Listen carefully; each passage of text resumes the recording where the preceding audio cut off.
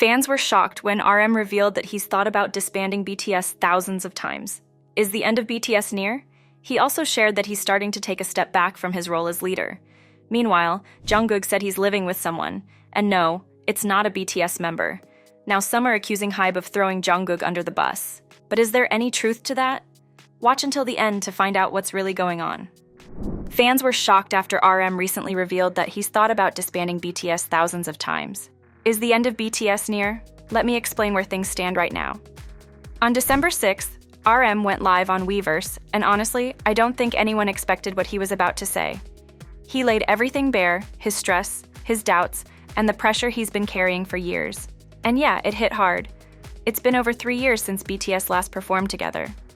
Since then, ARMY has waded through a lot. Military enlistments, solo projects, long silences, and the hope that someday they'd see all 7 on stage again. But RM made it clear that this break hasn't been easy for them either. He said people keep asking him why he didn't do much in the second half of 2025.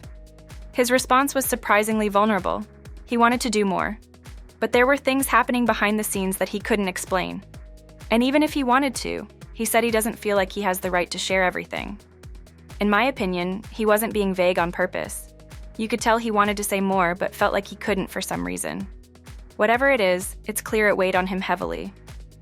He admitted that the stress has been building for a while, so much so that he hasn't been sleeping. In fact, he even took sleeping pills for a while. That really surprised me. I mean, this is the same person who always seems calm and collected, the one holding it all together. Hearing him say that felt like a reality check. RM also apologized to fans for making them wait, but he explained that a BTS comeback isn't as simple as showing up and performing. It takes massive effort, planning, coordination, and living up to expectations that are honestly almost impossible to meet at this point. He said they won't come back until they're ready to give fans something meaningful. That actually makes sense. With a group this massive, anything short of amazing would disappoint people, and they know that. Then came the part that really shocked people. RM said he's thought about disbanding BTS, not once or twice, but thousands of times. Let that sink in.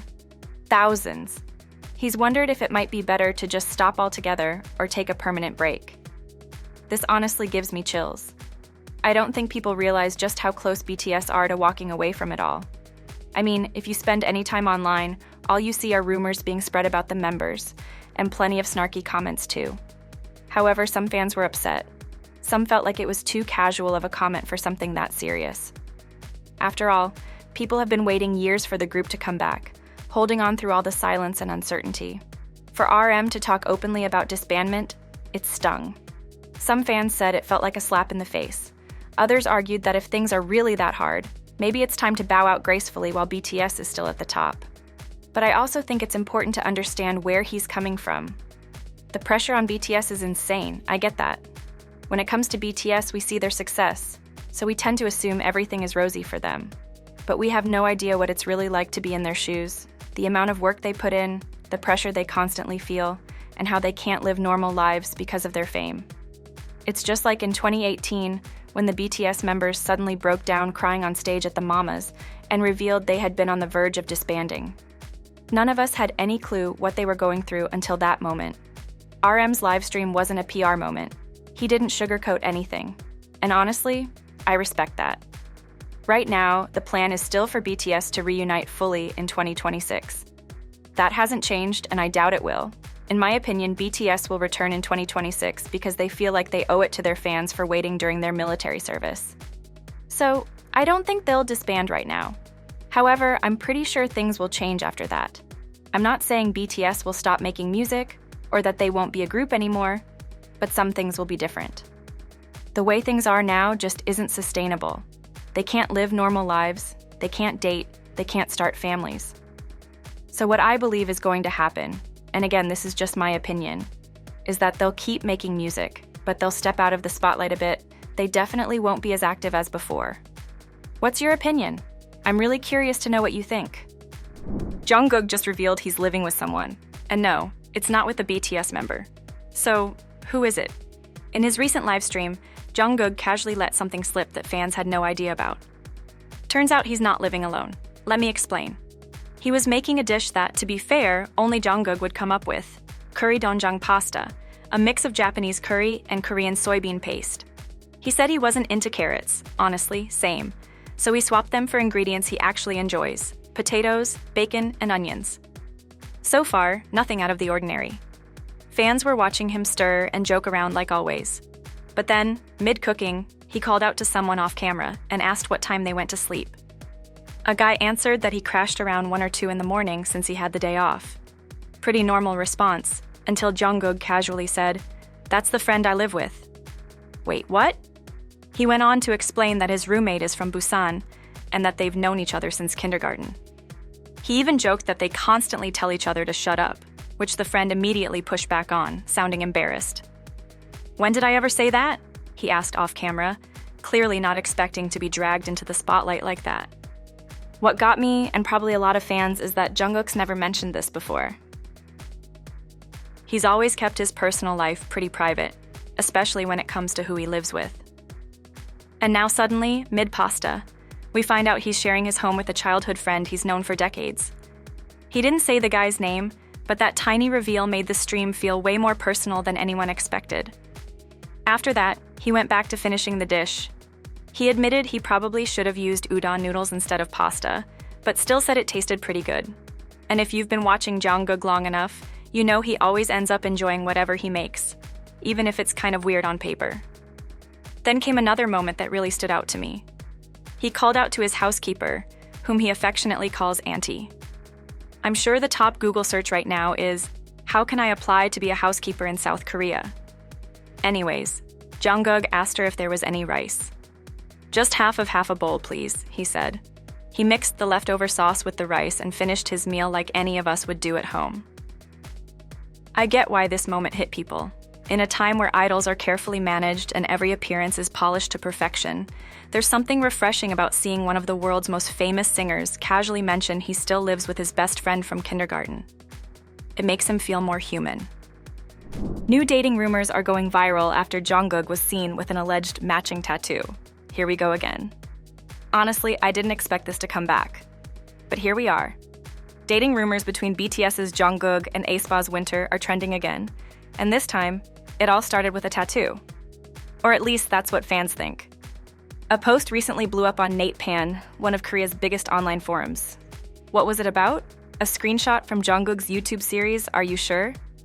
Specifically at the 15:23 mark in episode 2, where a small tattoo on his arm was briefly visible. According to some fans, that tattoo looks exactly like one Winter supposedly has, a design of 3 dog faces.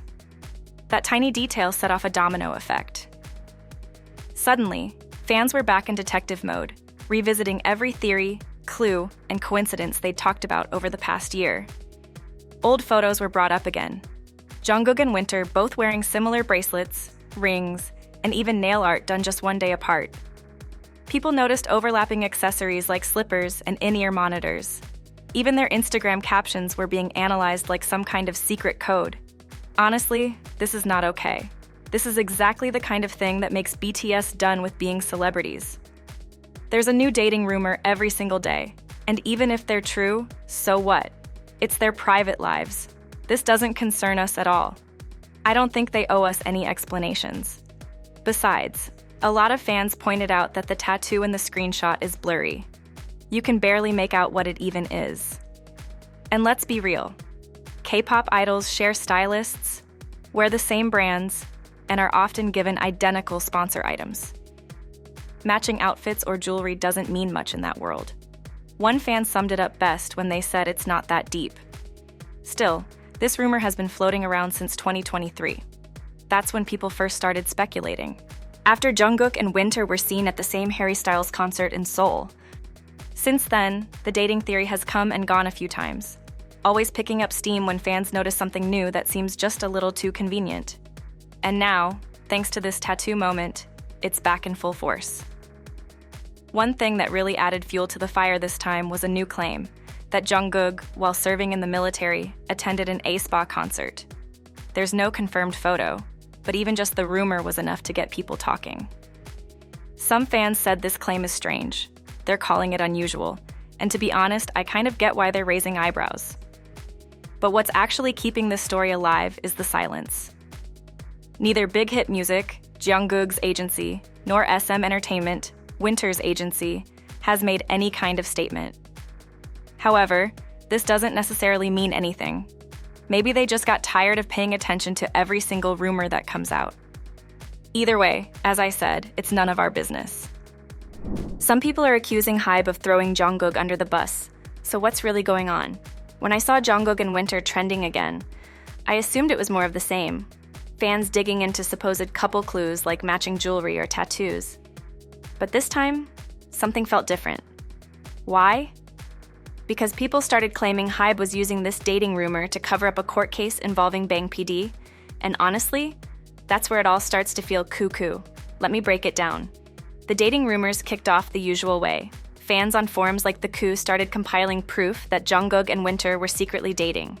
Matching rings, similar earpieces, clothes that maybe kinda possibly looked alike, the kind of evidence that could mean everything, or absolutely nothing. And let's be real, this isn't the first time fans have gone full detective over this pairing. But then, out of nowhere, a much bigger story surfaced. Bang PD, the founder of HYBE, the man who quite literally built BTS's career, had his assets seized by the court. This is major news. We're talking millions of dollars and serious legal weight. And yet, hardly anyone was talking about that. The timeline felt weird. That's when a theory started spreading. Maybe the dating rumors were intentionally pushed out to distract people from Bang's legal trouble. Some fans called it a smokescreen. They thought it was suspicious how quickly the dating talk took over the conversation, just as news about HYBE's court drama started surfacing. I get the appeal of a good media cover-up story. It's juicy and it sounds smart. But if you take a step back, this theory kind of falls apart. First of all, the dating rumors weren't some polished PR campaign. They were cobbled together from old Instagram posts and fan-edited photo comparisons. If this really was a HYBE-manufactured distraction, they did a terrible job of making it convincing. There were no headlines planted in major outlets, and no carefully timed press drops. Just recycled content and speculation that's been floating around for months. Second, let's be clear. Bang PD having his assets seized is serious, but it's not exactly the kind of scandal you can hide with a couple of bracelet comparisons. Korean media already reported it. The court case exists. No amount of fan gossip can erase that. And yet here we are, with people seriously suggesting that Jungkook, and maybe even Winter, are being used as pawns to bury a financial lawsuit. That's not just a reach. It's unfair to the artists themselves. They're not puppets, and it's wild to assume their personal lives would be manipulated that way. So yeah, something feels off, but not in the "this is a cover-up" way. More like we've hit a point where every move these idols make gets turned into something it's not. And maybe that says more about today's K-pop fans than it does about them. Is RM stepping down as the leader of BTS? Well, yes and no. During his recent live stream, it appeared to me that RM addressed the dating rumor involving Jungkook. The way he spoke and the timing made a lot of fans feel like he was indirectly addressing the recent dating rumors. He never said names, but let's be honest, it wasn't hard to read between the lines. RM got real about how his role as BTS's leader has shifted over the years. Back in 2017 or 2018, when the group was still doing everything together, touring, promoting, showing up as one solid unit, he felt like he could speak for the team. That made sense. They were younger, living a very shared life. But now, things are different. The members are in their 30s, they have their own rhythms and their own personal lives, and RM made it clear. He's not in charge of managing anyone's life anymore. He put it in plain words. I'm just one person, one human being. And honestly, that hit. Because sometimes fans forget that being the leader of BTS doesn't mean he's a spokesperson for everyone's private choices. He also acknowledged that he knows what's going on behind the scenes, but that there are things he simply can't talk about. It wasn't just vague idol talk, and that only fueled the speculation. Naturally, fans connected it to Jungkook's situation, but maybe that's wrong. However, when RM spoke up, people saw it as him setting the record straight in the only way he could. He wasn't calling anyone out, but it really felt like he was gently pushing back against the idea that he should always be the one stepping in when things get messy. Some fans said they sensed frustration in his voice, like he's had to carry that weight for too long. And I get it. It has to be exhausting. He also talked a bit about how rocky things used to be for BTS. He didn't give details, but he mentioned there were times when the group nearly fell apart. That was surprising to hear, even though we've all sensed that there were difficult moments behind the scenes. He said he's grateful the team is still together, and you could tell he meant it. So far, there's been no official comment from Jungkook or Big Hit, and RM hasn't said anything else since the stream. What fans took away is that RM's not going to keep taking responsibility for stuff that isn't his to deal with. And honestly, that feels fair. It also says a lot about where BTS is now. Unfortunately for longtime fans, or maybe not, BTS is not that tight little group of kids anymore. They've grown up, they still care about each other, but they're not sharing the same schedule, the same house, or the same life anymore. They've become individuals, still BTS, but on their own terms.